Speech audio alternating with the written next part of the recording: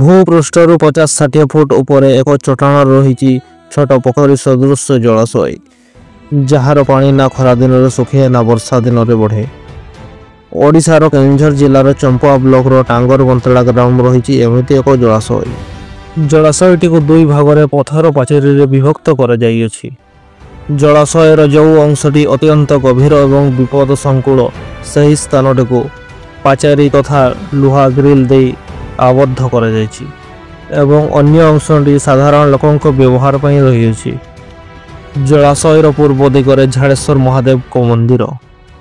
ଠାକୁର ଏଠି ସ୍ୱତଃ ଭାବେ ସ୍ୱୟଂ ପ୍ରକଟ ହେବାର କିମ୍ବଦନ୍ତୀରୁ ଜଣାପଡ଼େ। ବହୁ ବର୍ଷ ପୂର୍ବେ ଠାକୁର ଛଣ ଛପର ଘରେ ରହି ପୂଜା ପାଇ ଆସୁଥିଲେ, କିନ୍ତୁ ଏକଦା ବିହାର ପ୍ରଦେଶର ଜଣେ ଲୋକ ଏହି ସ୍ଥାନକୁ ଆସିଥିଲେ ଏବଂ ଠାକୁରଙ୍କ ଠାରେ ମନସ୍କାମନା ମାଗିଥିଲେ ଏବଂ ତାଙ୍କର ମନସ୍କାମନା ହେବା ପରେ ଠାକୁର ପାଇଁ ସେ ମନ୍ଦିର ନିର୍ମାଣ କରିଯାଇଛନ୍ତି। ଠାକୁରଙ୍କ ଆବିର୍ଭାବ ନେଇ ଦୁଇଟି ଲୋକ କଥା ଗାଁ ଲୋକଙ୍କ ଠାରୁ ଶୁଣିବାକୁ ମିଳେ।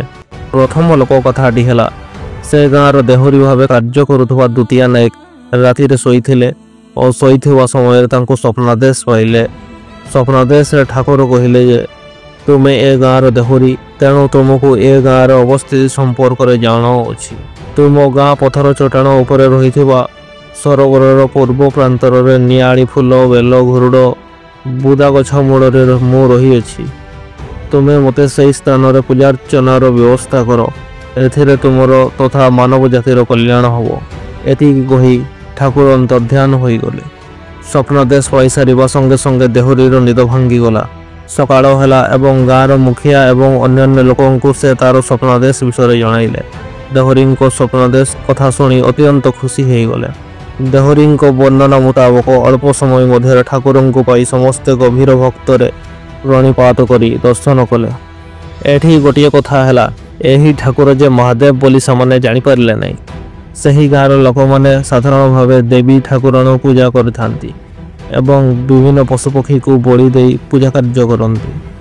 ତେଣୁ ଏଠି ଠାକୁରାଣୀ ମା ଦୁର୍ଗାଙ୍କର ଅଂଶ ଭାବେ ଗ୍ରହଣ କରି ସଙ୍ଗେ ସଙ୍ଗେ ଧଡ଼ା ବୁଦା, ସିନ୍ଦୁର, ଫୁଲ ଝୁଣା, ଦୀପ ଦେଇ ଠାକୁରଙ୍କ ପାଖରେ ପୂଜାର୍ଚ୍ଚନା କଲେ। ଧଳା ବୋଦାକୁ ବଳି ଦେଇ ତାର ରକ୍ତ ଠାକୁରଙ୍କ ଦେହରେ ଅର୍ପଣ କଲେ। ହେଲେ ଠାକୁରର ମାୟା, ଠାକୁର ନିଜେ ମହାଦେବ ଏକଥା ଜଣାଇବାକୁ ଯେ ପୁଣି ଗୋଟିଏ ଘଟଣା ସୃଷ୍ଟି କଲେ। ଭାରତ ସେତେବେଳେ ପରାଧୀନ ଥିଲା। ଇଂରେଜ ସରକାର ମଧ୍ୟ ଜଙ୍ଗଲ ସୁରକ୍ଷାର ଆବଶ୍ୟକତାକୁ ଉପଲବ୍ଧି କରି ଏହାର ସୁରକ୍ଷା ନିମନ୍ତେ ବନ ବିଭାଗ ଖୋଲିଲେ। ଦେଶ ତଥା ରାଜ୍ୟ ବିଭିନ୍ନ ଅଞ୍ଚଳର ବନ ସୁରକ୍ଷା କାର୍ଯ୍ୟାଳୟ ସ୍ଥାପନ କରି ଫରେଷ୍ଟ ଗାର୍ଡମାନଙ୍କୁ ନିଯୁକ୍ତି ଦିଆଯାଉଥାଏ। ସେହି ବନ ବିଭାଗର ଏକ କାର୍ଯ୍ୟାଳୟ ନିକଟସ୍ଥ ଖଣ୍ଡା ଗ୍ରାମରେ ସ୍ଥାପିତ ହେଲା। ସେଠାରେ ଫରେଷ୍ଟ ଗାର୍ଡ ଭାବେ କେନ୍ଦୁଝର ଅଞ୍ଚଳର ଶ୍ରୀ ବଂଶୀଧର ପଟ୍ଟନାୟକ ନିଯୁକ୍ତି ପାଇଥାନ୍ତି। ସେ ମଧ୍ୟ ସେଦିନ ଟାଙ୍ଗର ବନ୍ତଳା ଗ୍ରାମକୁ ବନ ସୁରକ୍ଷା ଆବଶ୍ୟକ ସମ୍ପର୍କରେ ଗ୍ରାମ ସଭା କରିବାକୁ ଆସିଥାନ୍ତି। ଗାଁରେ ପହଞ୍ଚି ଯେତେବେଳେ ସେ ଗାଁ ଲୋକମାନଙ୍କୁ ଖୋଜିଲେ, ଗାଁର ସବୁ ଲୋକ ସେହି ଚଟାଣ ଠାକୁର ପାଖକୁ ଯାଇଥିବାର ଜାଣିଲେ। ସେ ମଧ୍ୟ ସେ ସ୍ଥାନକୁ ଗଲେ। ଗାଁ ଲୋକ ଏ ନୂଆ ଲୋକଙ୍କୁ ଦେଖି ପ୍ରଥମେ ଛାନିଆ ହୋଇଗଲେ। ବଂଶୀଧର ପଟ୍ଟନାୟକ ଲୋକମାନଙ୍କର ମନ କଥା ଉଠାଇଲେ ଏବଂ ଠାକୁରଙ୍କ ଆବିର୍ଭାବ ସ୍ଥାନ ଦେଖିଲେ ଓ ସ୍ୱପ୍ନ କଥା ଶୁଣିଲେ। ଦର୍ଶନ ସମୟରେ ଦେଖିଲେ ଯେ ଠାକୁରଙ୍କୁ ଗାଁ ଲୋକ ବଳି ଦେଇ ଛେଳି ରକ୍ତରେ ବୁଡ଼ାଇ ପୁରା ଠାକୁରଙ୍କୁ ଲାଲ କରିଦେଇଛନ୍ତି। ଏହା ତାଙ୍କୁ ଭାରି ଆଶ୍ଚର୍ଯ୍ୟ ଲାଗିଲା।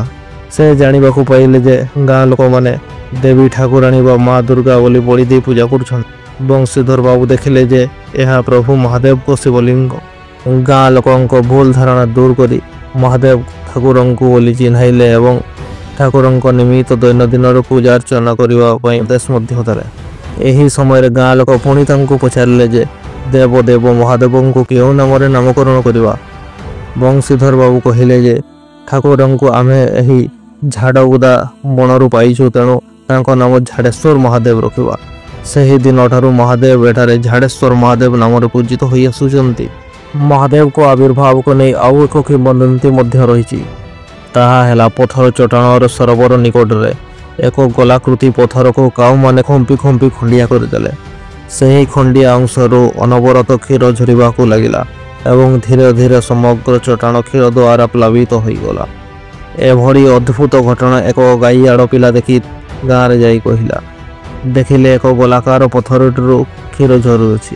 ତାପରେ ଗ୍ରାମବାସୀ ନିକଟସ୍ଥ ବଡ଼ା ଗ୍ରାମର ଜଣେ ବ୍ରାହ୍ମଣଙ୍କ ନିକଟକୁ ଗଲେ। ବ୍ରାହ୍ମଣ ଘଟଣା ଶୁଣି ସେହି ସ୍ଥାନକୁ ଆସିଲେ ଏବଂ ତାହା ଦେଖି ଏକ ଶିବଲିଙ୍ଗ ବୋଲି ଜାଣିଲେ। ଲୋକମାନଙ୍କୁ ମହାଦେବଙ୍କୁ ଆବିର୍ଭୂତ ହୋଇଥିବା ବୋଲି କହିଲେ। ସେହି ଦିନଠାରୁ ସେ ବ୍ରାହ୍ମଣ ନିୟମିତ ଆସି ଚଟାଣରେ ଥିବା ପୁଷ୍କରିଣୀକୁ ଜଳ ଆଣି ଠାକୁରଙ୍କୁ ଗାଧୋଇ ନିୟମିତ ଭାବେ ପୂଜା କରିବାକୁ ଲାଗିଲେ। ସେହି ପୁଷ୍କରିଣୀକୁ ଦେବକୁଣ୍ଡ ବା ଐଶ୍ୱରୀୟ ପୁଷ୍କରିଣୀ କୁହାଯାଏ। ଏହି ପୁଷ୍କରିଣୀର ଜଳକୁ ମୁଣ୍ଡରେ ସିଞ୍ଚନ କରି ମହାଦେବଙ୍କୁ ଦର୍ଶନ କଲେ ମନସ୍କାମନା ପୂର୍ଣ୍ଣ ହୋଇଥାଏ ବୋଲି ଲୋକଙ୍କ ବିଶ୍ୱାସ ଅଛି। ଶିବରାତ୍ରି ଏବଂ ମକର ସଂକ୍ରାନ୍ତିରେ ଲୋକଙ୍କ ଭିଡ଼ ଦେଖିବାକୁ ମିଳିଥାଏ। ଜଳାଶୟଟିର ଚଟାଣର ପଥର ସନ୍ଧିମାନଙ୍କରେ ଏକ ପ୍ରକାର ଗୁଳ୍ମ ଦେଖିବାକୁ ମିଳିଥାଏ। ଏଗୁଡ଼ିକ ଦେଖିବାକୁ ଛୋଟ ଛୋଟ ଏବଂ ଗଡ଼ି ସଦୃଶ୍ୟ। ସେହି ଗୁଳ୍ମଗୁଡ଼ିକୁ ଯଦି ଜଳପାତ୍ରରେ ପକାଇ ଦିଆଯାଏ କିଛି ସମୟ ପରେ ପତ୍ର ଏବଂ ଚେର ମେଲିବାର ଦେଖାଯାଏ। ଏହି ଗୁଳ୍ମଗୁଡ଼ିକର ନାମ ମୃତ୍ୟୁ ସଞ୍ଜୀବନୀ ବୋଲି ଲୋକ କହିଥାନ୍ତି। ଏହା ଅନେକ ଔଷଧୀୟ କାର୍ଯ୍ୟରେ ମଧ୍ୟ ଲାଗେ। ଦୂରଦୂରାନ୍ତରରୁ କବିରାଜି ବା ବୈଦ୍ୟମାନେ ଏହି ଗୁଳ୍ମଗୁଡ଼ିକୁ ସଂଗ୍ରହ କରିବାକୁ ଆସିଥାନ୍ତି। ଧନ୍ୟବାଦ ଏହି ଭିଡ଼ିଓଟି ଦେଖିଥିବାରୁ। ଏହି ଭିଡ଼ିଓରେ ବର୍ଣ୍ଣିତ ହୋଇଥିବା ସମସ୍ତ ତଥ୍ୟ ଏହି ପୁସ୍ତକରେ ଉପଲବ୍ଧ ଏବଂ ଶ୍ରୀ ଅରବିନ୍ଦ ମହାନ୍ତଙ୍କ ଦ୍ୱାରା ଲିଖିତ।